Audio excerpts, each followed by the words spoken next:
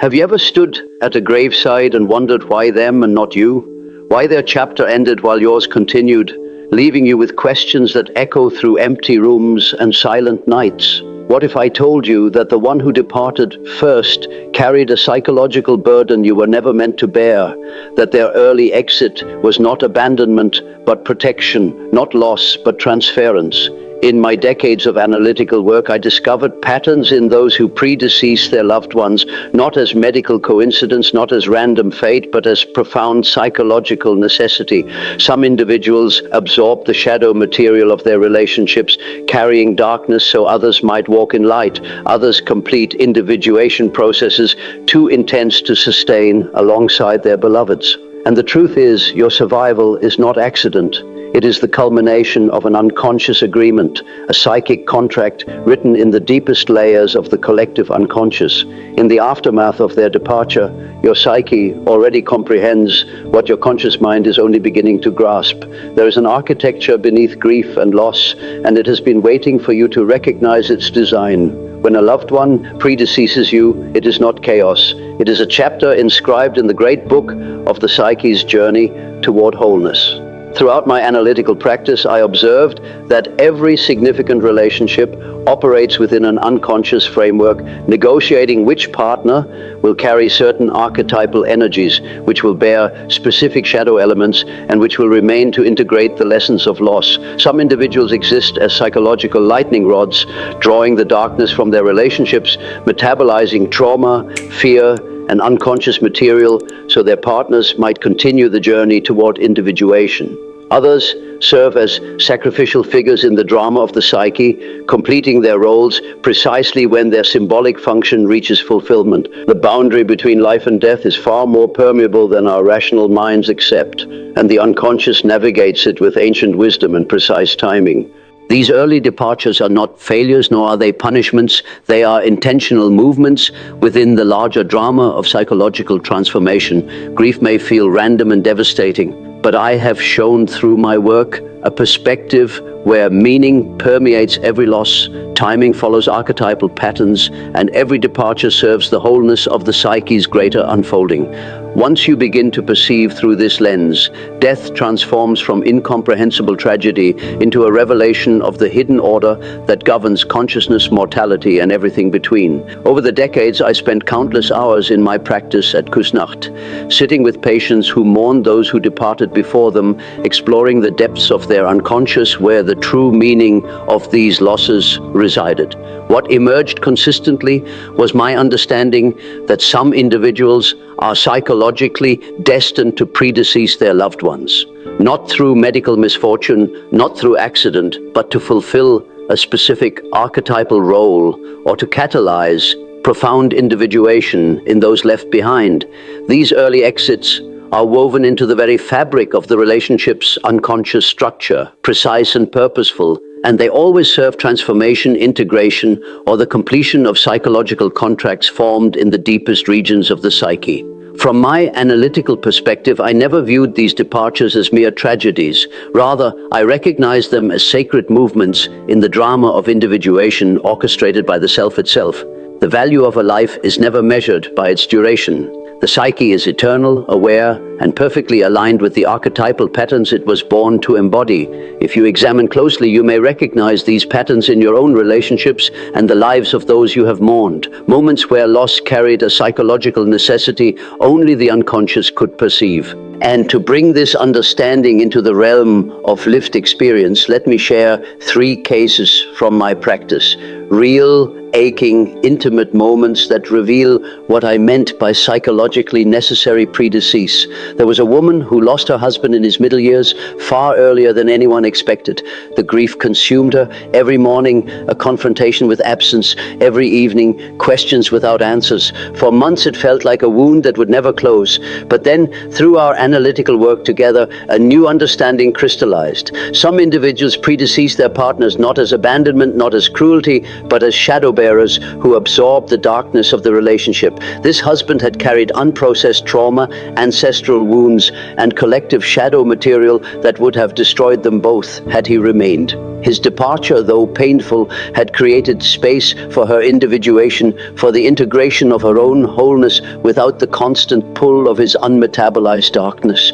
The sorrow remained, but it transformed, became something almost sacred, a recognition of the psyche's protective wisdom.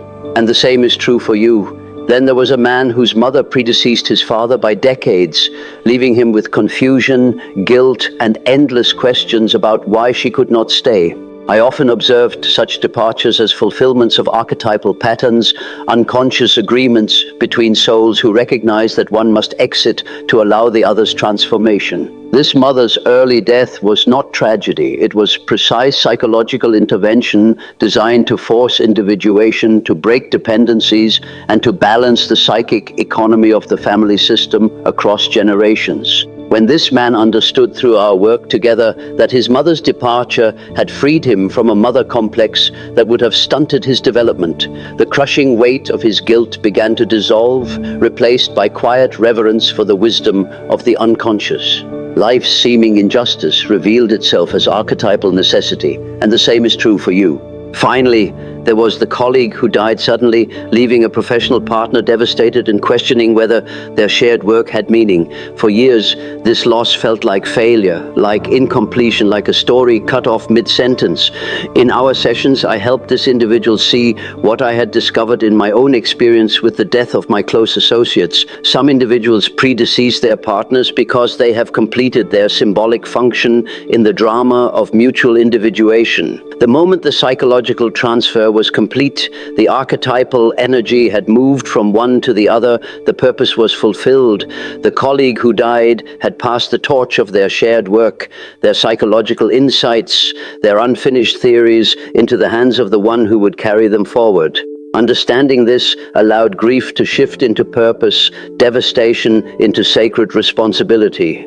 The departed was never truly lost because their psychological essence had been successfully integrated into the survivor. And the same is true for you. These cases are not abstractions. They are mirrors for anyone who has questioned why they survived while another departed. Every predecease, every unexpected loss carries psychological necessity, archetypal meaning, transformative purpose. And as you witness these patterns in your own experience, ask yourself, have you ever wondered why someone you loved died before you? Have you felt guilty for your survival, as though you should have departed in their place? Perhaps you have questioned whether their death was meaningless, a life ended before its natural completion. My analytical work suggests a different truth. These predeceases are not random, not tragedies without purpose. They are part of the psyche's sacred choreography, carefully orchestrated by the self in service of individuation. Your guilt, your questions, your survival, they are all manifestations of unconscious agreements formed in the deepest regions of the psyche. Contracts written in the language of archetypes, symbols, and collective patterns. When you view your survival through this lens, it shifts from guilt to purpose, from confusion to clarity. Your unconscious comprehends these agreements. Your conscious mind is only now catching up. Building from that understanding, I can articulate 3 archetypal patterns of predecease. First, the shadow bearer, individuals who predecease because they have absorbed and metabolized the darkness of the relationship, carrying trauma, fear, and unprocessed material so their partners might continue toward wholeness. Their departure releases toxic psychological burdens that would have prevented individuation. Second, the symbolic sacrifice. Individuals who predecease because their archetypal function in the relationship has reached completion.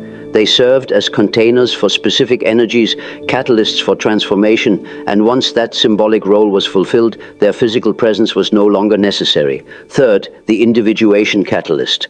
Individuals who predecease specifically to force the survivor into profound psychological transformation. Their absence creates the necessary conditions for integration, for the confrontation with shadow, for the journey toward the self. These patterns emerge from the collective unconscious, from archetypal structures that govern all human relationships, creating psychological necessity in what appears to be random mortality. Predeceases are never punishments. They are purposeful, structured, and imbued with the wisdom of the psyche itself. Understanding these patterns transforms guilt into acceptance, confusion into comprehension, and chaos into sacred psychological order. And with this clarity comes the ultimate revelation. No one predeceases by accident. Every early death, every loss that feels premature, carries purpose, precision, and archetypal necessity. Short lives are not failed narratives. They are focused, deliberate, and transformative movements in the drama of individuation. The grief they generate is not evidence of randomness, but proof of the psyche's careful orchestration, the psychological choreography that ripples through families, through generations, through the collective unconscious itself. Each predeceased sparks awakenings, catalyzes individuation, or fulfills an unconscious contract too deep for the rational mind to perceive. In the language of the psyche, nothing is wasted, nothing truly lost. Every soul departs exactly when its archetypal function is complete, and every relationship, even though severed by death, fulfills its purpose in the greater drama of consciousness. Understanding this allows guilt to transform into acceptance, fear to become reverence, and loss to reveal its hidden psychological meaning. I spent years confronting my own experiences with predeceased, wrestling with the deaths of colleagues, patients, and loved ones who departed before I expected them to leave. In my darker moments, I questioned why I survived when others did not, why my chapter continued while theirs concluded. Through deep analytical work, through active imagination and dream analysis, through confronting the unconscious directly, I came to understand what I am sharing with you now. Those who predeceased me were not victims of tragedy. They were fulfilling archetypal roles in the drama of my own individuation. Some carried shadow material I was not yet prepared to integrate. Others completed symbolic functions that allowed my work to continue. Still others departed specifically to create the psychological conditions necessary for my transformation. Their deaths were not meaningless. They were essential movements in the unfolding of consciousness itself. This understanding did not erase my grief. Grief is appropriate, necessary, even sacred. But it transformed my relationship with that grief. I no longer viewed their departures as failures or injustices. I recognized them as part of the self's greater plan, the unconscious wisdom that guides us all toward wholeness. And I recognized that my survival carried responsibility. I was chosen not by merit, but by archetypal necessity to continue to integrate the lessons of their lives and deaths, to carry forward the psychological work we began together. Your survival is not guilt, it is purpose. The one who predeceased you transferred something essential into your care, something you were meant to carry forward. That is not burden, that is sacred trust. In my practice, I witnessed countless individuals transform their relationship with predeceased once they understood these archetypal patterns. The widow who realized her husband's early death had freed her from a psychological dependency that would have prevented her own individuation. The father who understood his child's death as a symbolic sacrifice that catalyzed his confrontation with mortality and meaning. The sibling who recognized that their brother's departure had forced them to integrate qualities and strengths they had always projected onto him. These were not easy realizations. They required courage, deep psychological work, and willingness to confront the uncomfortable truth that the unconscious operates with a wisdom that often contradicts our conscious desires. But once these individuals made contact with this deeper understanding, once they recognized the archetypal necessity of their loved ones' predeceasers, their grief transformed. It did not disappear, but it became meaningful, purposeful, part of the greater drama of individuation rather than random tragedy. I also discovered through my own active imagination and dream work that those who predecease us do not truly vanish. They become part of our inner world, archetypal figures that guide, challenge, and accompany us through the remainder of our journey. In dreams, in synchronicities, in moments of deep psychological crisis, they appear not as ghosts, but as living presences within the psyche. This is not mysticism, this is psychological fact. The psyche does not recognize the boundary between life and death in the way our conscious minds do. In the unconscious, those we have loved and lost remain active, dynamic, influential. They have been internalized, integrated into our psychological structure. Their predecease was not separation, it was transformation, a shift from external relationship to internal presence. And in this form, they continue to serve our individuation, to challenge our one-sidedness, to call us toward wholeness. Share this speech with someone questioning why they survived, someone bearing the guilt of outliving a loved one. Let them encounter the understanding that the psyche's wisdom transcends our conscious desires. These gestures are not mere digital interactions. They are acts of recognition, participation in the collective acknowledgement that predeceased carries meaning, that survival holds purpose, and that every death, premature or timely, serves the greater unfolding of consciousness. In engaging with this material, you are acknowledging the sacred architecture of the psyche, becoming part of the awareness that loss is never random, guilt is misplaced, and every life, whether it ends early or late, contributes to the eternal drama of individuation. Now let your psyche rest in this understanding. You were never meant to carry this guilt alone. Those who predeceased you were not lost. They transformed, completing their archetypal function while leaving indelible imprints on your psychological structure. Every departure, however premature it seems, contributes to the larger pattern of growth, transformation, and the movement toward the self. Your connection with them transcends physical presence. It persists in memory, in dream, in the unconscious threads that bind all human experience. Carry this knowledge with reverence, allowing guilt to transform into purpose and confusion into clarity. This is the wisdom I discovered through decades of analytical work, through confronting the depths of the psyche, through recognizing that death and life are both servants of individuation. The one who predeceased you has not abandoned you. They have been integrated into your being, becoming part of your journey toward wholeness. And your survival is not accident. It is the unconscious wisdom of the self, ensuring that what they began continues, that what they carried finds completion, that what they sacrificed bears fruit in your continued transformation.